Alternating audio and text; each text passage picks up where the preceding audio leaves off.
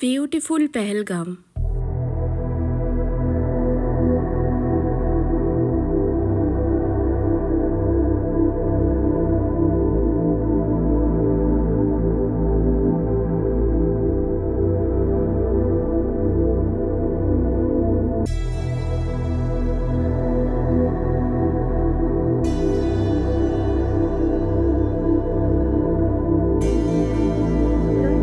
Welcome to my channel Pooja's diary of life.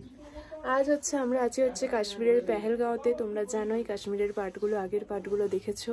এটা next part. আজ আমরা পেহেলগাঁওতে আছি। কাল ইভিনিং আমরা এখানে এসেছি, আর ব্লগস শ্যুট করা হয়েছিল না। তো এখন আমি সকালবেলা ঘুম থেকে উঠে রেডি হয়ে গেছি, বেরাবো।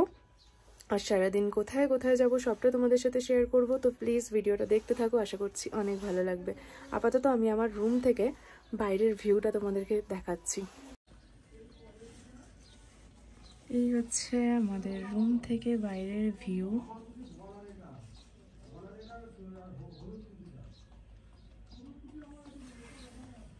এখন ব্রেকফাস্ট করতে যাব, তো চলো নিচে যাওয়া যাক। তো ফাইনালি এখন আমরা গাড়িতে উঠে গেছি। আমাদের গাড়ি এসে গেছে 10টার সময়। এই আমাদের গাড়ির ভেতরে। প্রায় 10টা বেজে গেছে। তারপর আমরা সবাই ব্রেকফাস্ট কমপ্লিট করে বেরিয়ে পড়েছি। অনেকটাই দেরি হয়ে গেছে, কারণ এই একটা দিন আমাদের হাতে আছে, আর এই একটা দিনেই আমরা পুরো পেহেলগাম তো জানি না কতটা কি দেখতে পারবো। তো যাওয়া যাক, দেখা যাক কতটা কি দেখা যায়। এখানে বাইরের কোনো গাড়ি অ্যালাউ থাকে না। এখানে এসে পেহেলগামেরই গাড়ি রেন্টে নিতে হয়। তো আমরা একটা গাড়ি রেন্টে নিয়েছি 6 সিটের। যেরকম গাড়ি নেবে সেই অনুযায়ী রেন্ট হয় 2600, 2200, 3000। তো প্রথম আমরা যাচ্ছি আরু ভ্যালি। আর এখানকার রাস্তাঘাট দেখতে পাচ্ছ খুবই সুন্দর। মানে পাহাড়ের যে আসল আঁকাবাঁকা রাস্তার একটা মজা, সেটা একমাত্র পেহেলগামে পাচ্ছি। কাশ্মীরের প্রত্যেকটা জায়গা, সোনমার্গ, গুলমার্গ, দুধপাত্রি সবই খুব সুন্দর, কিন্তু তার মধ্যে পেহেলগাম একদমই অন্যরকম, আর সব থেকে বেশি সুন্দর লাগছে আমার। যাই হোক, এখানে অ্যাটলিস্ট 2-3 দিন হাতে সময় নিয়ে আসা উচিত। যাই হোক, তোমাদের সাথে আমিও কিছুটা রাস্তা শেয়ার করে নিলাম আর কি। তো ফাইনালি আমরা চলে এসেছি আরু ভ্যালিতে। এখানে একটু গিয়েই গাড়িটা রেখে তারপর আমাদের হেঁটে একটু যেতে হবে আর কি। তো ব্যাপারটা এই যে পয়েন্টগুলো দেখতে পাচ্ছ, এখান থেকে মানে এই যেই জায়গায় আমরা দাঁড়িয়ে আছি, এটা মেইন আরু ভ্যালি না। এখান থেকে ঘোড়া নিয়ে ওই অ্যামাউন্ট অনুযায়ী ওরা আর কি প্রত্যেকটা জায়গায় ওপরের দিকে আর কি নিয়ে যাবে, ঘোরাবে আর কি। যাই হোক, আমাদের হাতে তো বেশি সময় নেই, তো আমরা এখানেই একটু টাইমটা স্পেন্ড করব। আর এখানে আসার আগে আমাদের 25 টাকা করে পার হেড পার্চি কাটতে হয়েছে আর কি।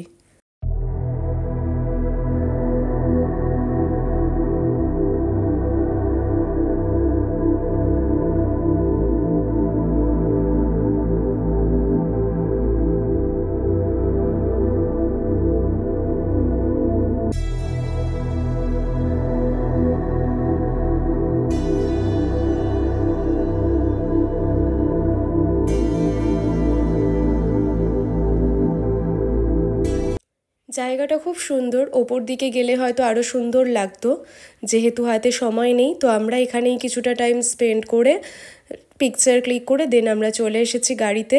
এবার আমরা চলে যাব আমাদের নেক্সট ডেস্টিনেশন চন্দনওয়ারি। তো চলো দেখা যাক নেক্সট ডেস্টিনেশন কেমন হয়। আজ আমাদের গাড়িতে দারুণ গান চলছিল, দারুণ মস্তি করতে করতে আমরা যাচ্ছিলাম। কিন্তু যেহেতু ইউটিউবে বুঝতেই পারছো গান থাকলেই প্রবলেম, সেই জন্য গানগুলো আর কি আমি মিউট করে দিয়েছি।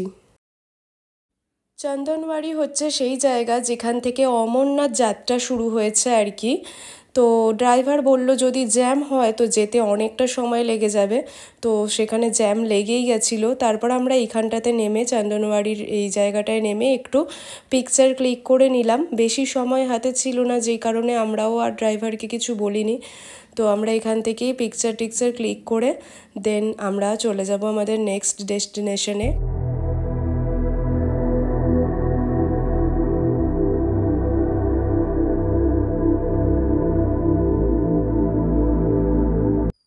দূর থেকে দেখা যাচ্ছে বেতাব ভ্যালি। খুব সুন্দর জায়গা, কিন্তু দুঃখের বিষয়ে আমরা যেতে পারবো না, কারণ সৌমেনের শরীরটা খুব খারাপ করেছে।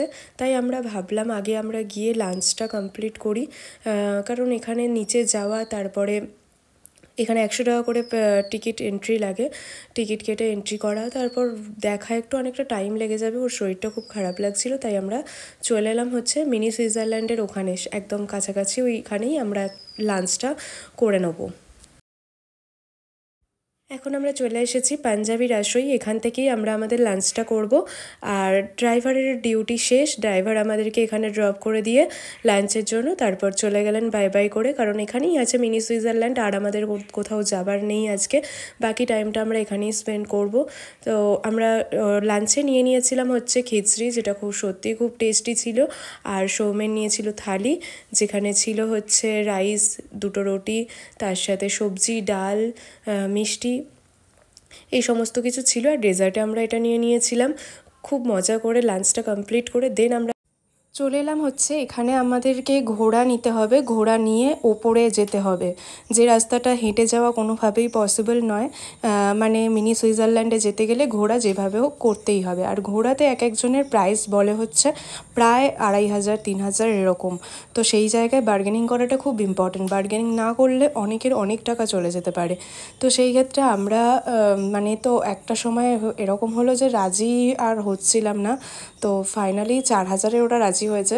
6 জনের 4000 টাকা আমরা দিয়েছি, দিয়ে তারপর ঘোড়াতে চড়তে এমনি খুব ভয় করে আর ভালোও লাগে না ঘোড়ার পিঠে চড়তে, কিন্তু যা মানে জঘন্য রাস্তা দেখেছি সত্যি, মানে যে ঘোড়া ছাড়া কোনো অপশানই নেই এখানে। তো ফাইনালি আমরা পৌঁছে গেলাম হচ্ছে মিনি সুইজারল্যান্ড, আর এই হচ্ছে মিনি সুইজারল্যান্ডের এন্ট্রির গেট। আমাদেরকে এখানে ঘোড়া থেকে নামানো হয়েছে, তারপরে বলা হয়েছে মাত্র 30 মিনিটস সময়।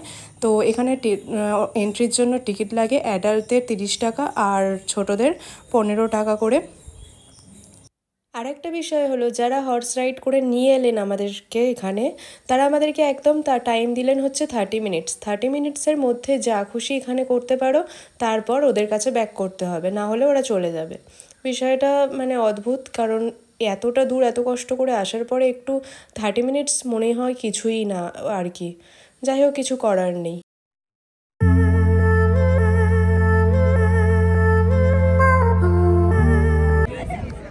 করবি এটা করলে তো হয়, আমার তো খুব ইচ্ছা করছে। আমি এখন ভাবছি আমি বাড়ি কেমন করে পৌঁছাবো, আমি আজ আমরা খুব ভয় পেয়ে গেছি ঘোড়ায় করে আস্তে আস্তে, একটা ভিডিও ক্লিক করতে পারিনি, এত ভয় করেছে। রাস্তা খুবই খারাপ, পকেট থেকে যে ফোনটা বের করে ভিডিও করব সেইটাও ক্ষমতা ছিল না, এত ভয় করছিল।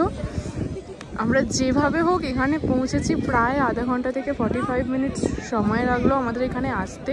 পাথর কাদা, খুবই বাজে অবস্থা। একদিকে তো আমরা বার্গেনিং করে এসেছি ঠিকই, কিন্তু জায়গাটা ভালো, খারাপ না, কিন্তু এক্সপিরিয়েন্স, ঘোরার এক্সপিরিয়েন্স সত্যি অনেক খারাপ।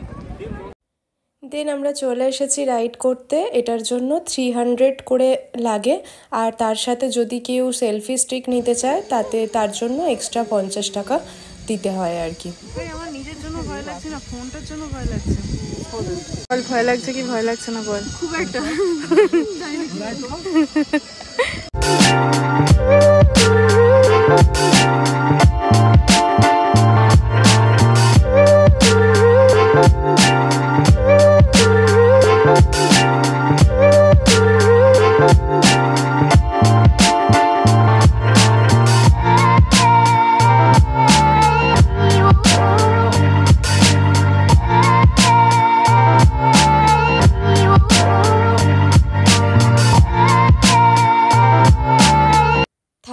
যে ওভার হয়ে গেছে সেটা তো বুঝতেই পারিনি। খুব মজা করেছি, লাস্টে ফটো ক্লিক করেছি, আর যা যা করেছি সবটা তো তোমাদের সাথে শেয়ার করেইছি।